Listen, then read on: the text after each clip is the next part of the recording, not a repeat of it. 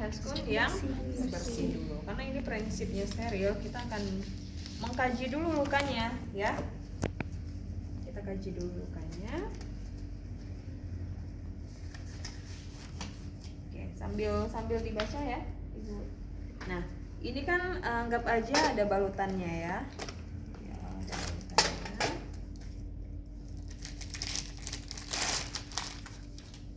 Oke, anggap aja kayak gini nih balutannya. Terus ada plesternya, ya. Nah, yang pertama kita bantu bapak ibunya untuk buka celana, atau misalnya kalau cuma di kaki doang atau tangan doang nggak perlu ya. Nah, jangan lupa pasang perlak dulu. Oke? Pasang perlak nggak ada ya. Pasang perlak ya. Nanti siapkan perlak lupa. Catat ya, pasang perlak. Kalau misalnya dia di lukanya di tangan ya di bawah tangan aja. Nah, kenapa? Supaya nanti kita akan bersihkan lukanya itu akan di dressing, disiram-siram gitu ya. Takutnya nanti airnya ngalir dan mengotori tempat tidur. Nah, kita perhatikan apakah ada rembesan ya, darah, nanah, pus dan lain sebagainya. Terus aromanya seperti apa ya. Kalau sudah, nanti biasanya ini kan ada lem ya, ada plester ya. Plesternya itu tergantung, kalau dia yang coklat itu kita swab pakai alkohol swab ya, supaya dia mudah terbuka gitu ya. Kita tap buka. Oke. Kita buka perlahan ya. Buang sini. Nah, perhatikan ya. Perhatikan lukanya warnanya apa. Pokoknya prinsip pengkajian infeksi. Ada apa? Merah, ekisimosis, Dolor, rubor. Oh ya, merah. Apa lagi? Coba searching. Ada berapa? Dolor, rubor, Dolor apa? Dolor nyeri. Nyeri. Apakah ada nyeri? Bapak Ibu nyeri nggak nih di sekitar sini? Terus? Rubor kemerahan. Nah, lihat ada kemerahan nggak sekitar lukanya? Ya, terus? Kalor panas. Nah, raba area kulit di samping lukanya ada panas nggak? Terus? Tumor bengkak. Ada bengkak nggak di sekitar lukanya? Terus? Fansiolasia, kehilangan fungsi. Nah, misalnya kehilangan fungsi itu maksudnya tangannya jadi nggak bisa genggam atau nggak bisa bergerak dan lain sebagainya, gitu ya. Kalau ini sih masih bisa nih kalau dibokong ya, nggak terlalu mempengaruhi BAB-nya atau apa, gitu ya. Nah, itu yang kita harus perhatikan. Terus kita lihat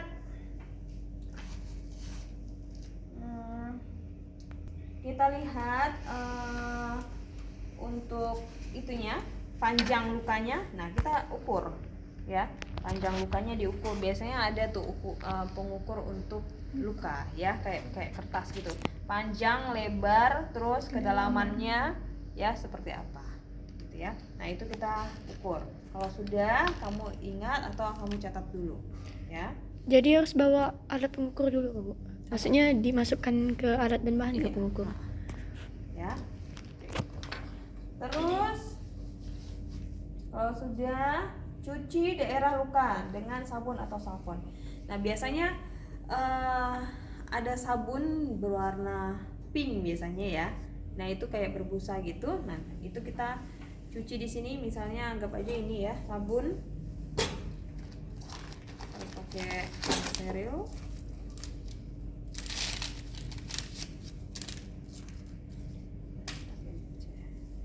Oke. Pelan-pelan. Kita cuci lukanya, ya. Cuci lukanya. Penting nengok. Ya. Oke. Terus di dalamnya juga, ya. Dari nyucinya itu dari dalam keluar ya. Dari dalam keluar. Dari dalam dulu. Ya, kamu ambil itunya nanah-nanahnya kalau banyak nanahnya ya. Oke, kalau dirasa udah bersih ya, udah bersih, kamu bilas dengan NaCl. Nah, NaCl-nya kamu guyur. Ya, kalau bisa diguyur atau enggak kalau misalnya ditampung di sini ya. Di sini kalau nggak mau terlalu basah gitu ya. Oke, biar enggak basah. Ya. Kalau sudah dikeringkan, pakai kasa yang kering. Oke, tap-tap. Ya. Terus ganti sarung tangan. Ya, ganti sarung tangan.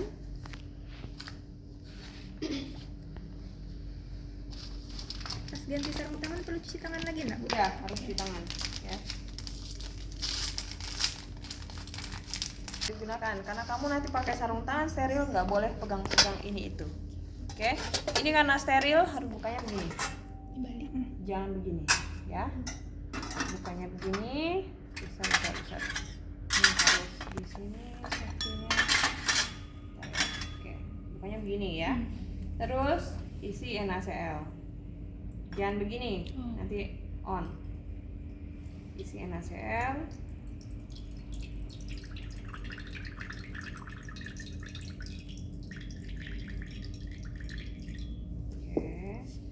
Lagi ini biasanya untuk bilas gitu ya.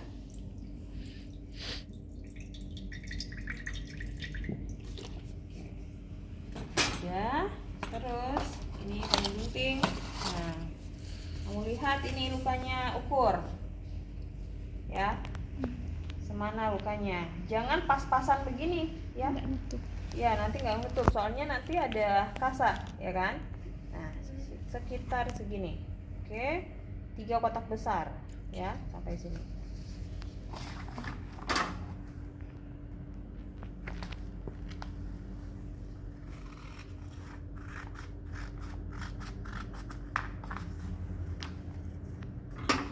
Ya, ini yang steril. Kalau tidak terlalu kotor, misalnya 2-3 mungkin cukup ya. Ini kayak gini, ini kan pasti lengket-lengket ya, jadi ini begini. Oke, wah, simpan. Lengket kan dia. Oke. Nah, ini pentingnya plastik itu tadi buat nyimpan sampah-sampah yang besar-besar begini ya. Kalau kamu kayak gini nggak cukup.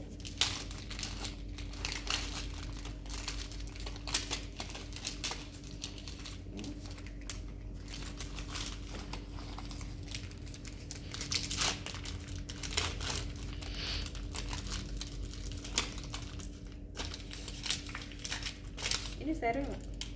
Steril. Nah, sini yang bersih, yang nggak basah ya.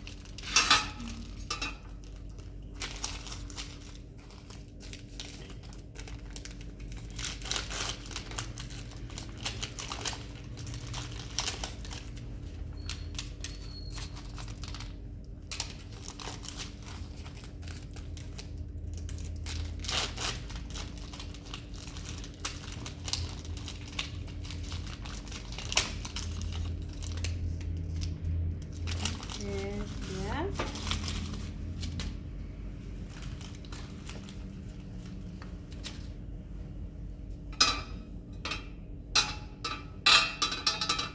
Ya. Ya, ini dibuka. Dari sini juga dibuka ya. Ini nanti kamu tinggal ambil.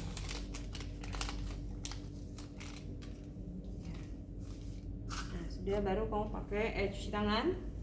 Ya, cuci tangan 6 langkah, pakai ini ada R ada L. R berarti Kanan. nah, ya. Langsung masukin tangannya di sini. Ini steril nggak? Kita apalagi habis itu bersih, lakukan debridement. Nah, debridement itu apa? Menggunting jaringan yang mati atau jaringan nekrotik. Seperti apa sih jaringan nekrotik itu? Warna Boleh hitam. searching yang menghitam, yang ada slognya. Slog itu kayak putih nanah gitu, kayak lendir-lendir gitu yang nyangkut-nyangkut. Nah, itu kita bersihkan menggunakan gunting jaringan pakai sirgi ini. Sirgi ini untuk ngambil jaringannya. Terus ambil satu kasa, simpan di sini, atau kamu mau simpan di sini juga boleh ya. Simpan sini aja lebih dekat ya, dekat pasien. Nah, kamu perhatikan. Tapi sambil ngomong sama pasiennya, Bapak atau Ibu sakit nggak? Nah, gitu kali. Sakit nggak kalau saya pencet begini? Enggak. Penting.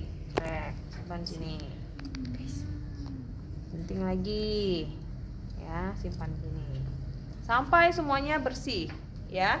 Kalau pasien yang ngerasa sakit, naikin dikit ke atas. Ya, jangan kamu gunting di situ nanti berdarah, ya. Kalau berdarah itu udah bahaya tuh nanti. Penting, ya, sampai semuanya bersih. Kalau sudah, buang kan sini. Ini udah kotor ya, oke, udah kotor. Terus apa lagi di situ? Cuci luka dengan NaCl dan Yes.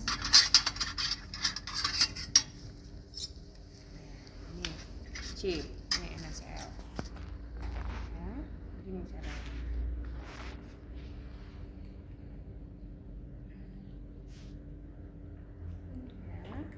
Begini. Nih. Dibalik lagi. Ya. Oke. Ya. Ini digulung begini. Bersihkan bagian tengahnya. Ya. Bersihkan. Biasanya kalau dekubitus itu dia akan kayak ada rongga di dalamnya. Ya. Nah, makanya ujung pinset ini harus kita belut begini. Supaya nggak sakit, ya. Masukin ke dalam rongga-rongganya kalau ada, ya. Masukin semuanya, dibersihin, ya. Putar lagi supaya ini yang bersih. Ya. Bersihkan. Ya. Sampai semuanya bersih. Buang. Ini lagi satu kalau misalnya masih dirasa kotor, ya.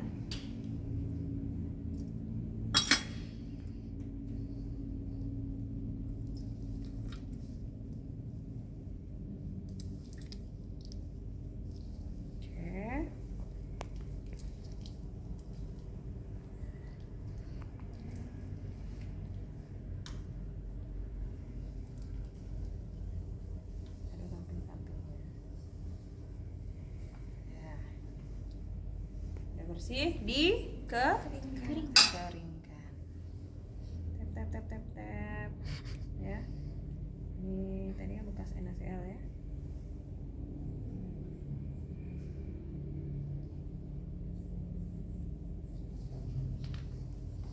Sudah, terus diapakan lagi?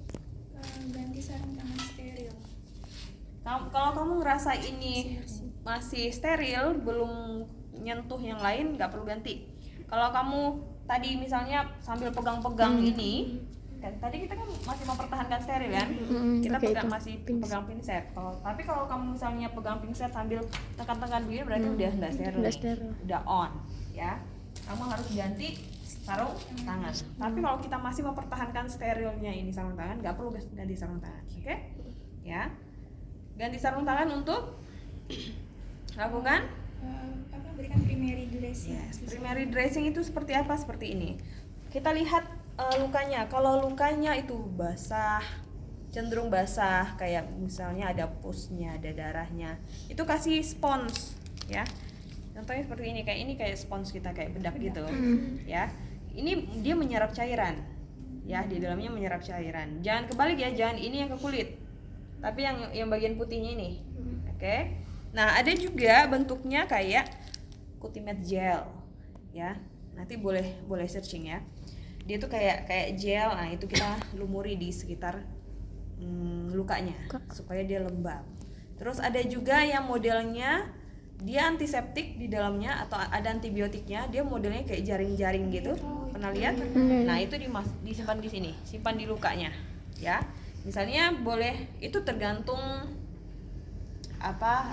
sediaan dari rumah sakit dan tergantung resep dari dokternya itu yang ada apa, ya. Kalau ada itu boleh masukin di sini supaya kita menghindar terjadinya infeksi tadi, ya.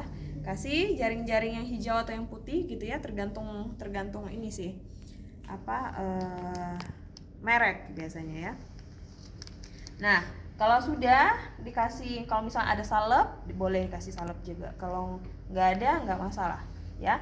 Tadi kita udah bersihkan, kita masukin ini. Oke, simpan di sini.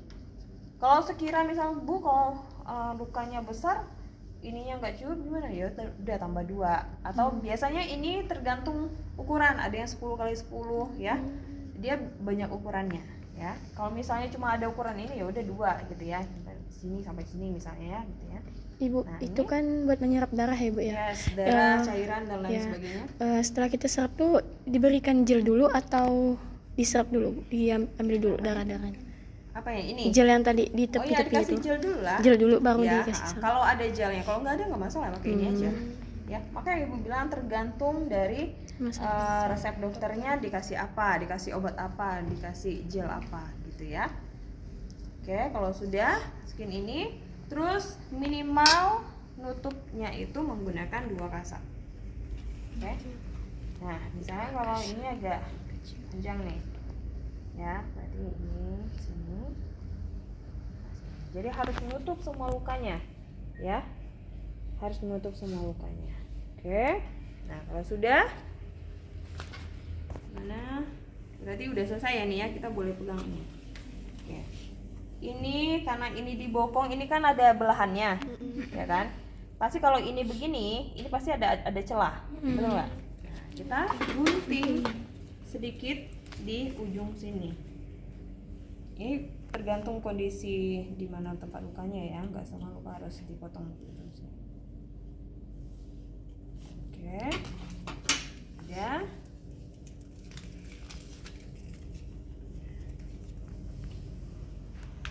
Harus pas di tengah begini ya.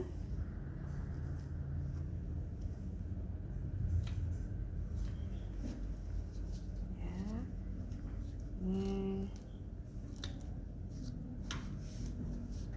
Usahakan yang rapi.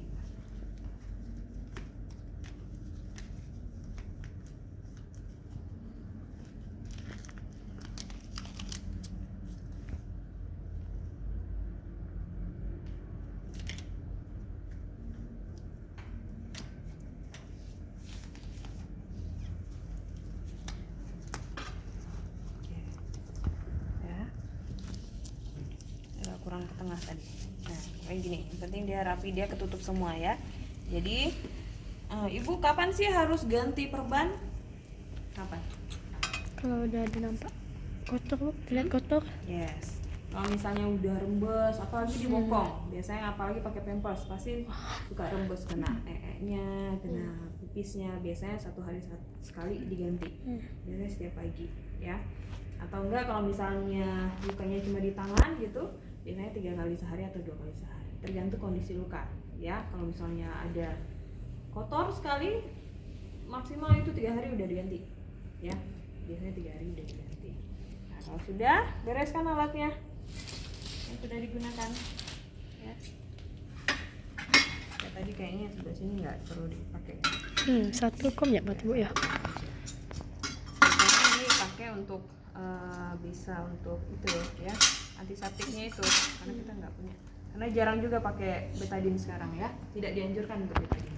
Nah, biasanya luka-luka kayak gini udah banyak komplementernya, biasanya bisa diolesi pakai madu ya. Madu itu antioksidannya sangat tinggi ya, antibiotiknya tinggi juga di situ di dalamnya, jadi bisa mempercepat proses penyembuhan luka. Nah, biasa pakai madu. Kalau misalnya pasien tidak ada kontraindikasi menggunakan madu atau tidak ada alergi madu dan lain sebagainya, ya biasa pakai madu, itu lebih bagus juga ya. Nanti boleh kalian baca searching. Ada juga penyembuhan luka untuk gangren. Gangren itu biasanya orangnya dengan luka diabetik ya, diabetik. Nah, itu biasanya lukanya itu udah borok gitu, udah hitam sekali. Nah, itu ada yang treatmentnya itu menggunakan belatung. Ya, belatung itu yang makan jaringan matinya itu, karena belatung suka dengan mayat-mayat itu kan. Nah, dia yang akan makan jaringan mati itu. Udah berapa ya? Mungkin berapa menit, atau nanti kalian boleh searching ya. Itu ada beberapa penelitiannya. Nanti habis itu diambil belatungnya, dipanen. Setelah Dipanen tuh. Ya, karena dia tidak akan makan jaringan yang masih hidup. Dia akan makan jaringan yang sudah mati. Kalau belatung. Coba lihat kalau misalnya ada mayat-mayat tikus segala macam, banyak belatung kan makan. Nah, itu ya, ada ada eksperimennya yang menggunakan belatung tuh ada. Yang menggunakan daun jambu juga ada ya, itu boleh dilihat nanti apa ekstrak daun jambu. Terus madu udah banyak madu hutan yang murni ya, bukan madu TJ ya. Madu TJ itu udah ada gula, Tambah lah. tambahannya ya, tapi pokoknya yang murni. Nah gitu. Kalau sudah bereskan alatnya semuanya ya, kasih informasi positif ke pasiennya. Bapak terima kasih sudah bekerja sama dengan baik, lukanya sudah kita tutup dengan rapi. Gimana, lebih nyaman Bapak? Balik lagi badan Bapaknya gitu ya, kasih selimut dan lain sebagainya. Kontrak waktu yang akan datang, mau ngapain lagi ke depannya ya. Ini segini ya. Nah, karena ini udah kita nangkap luka-luka. Oke, apa sini ada yang tanyakan? Gampang ya?